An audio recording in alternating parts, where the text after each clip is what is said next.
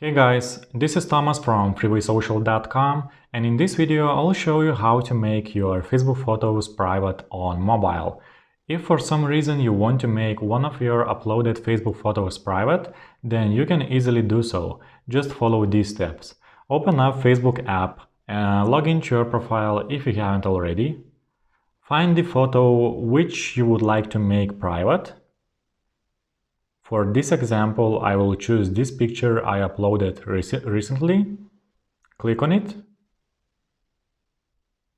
Tap on the three dot icon at the top right corner of your screen. From the menu, select Edit Post Privacy.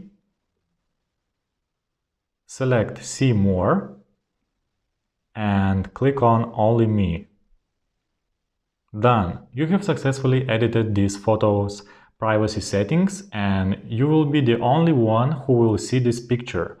It won't be visible even to your Facebook friends.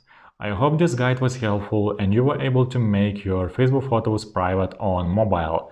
Don't forget to like this video and visit us at freewaysocial.com.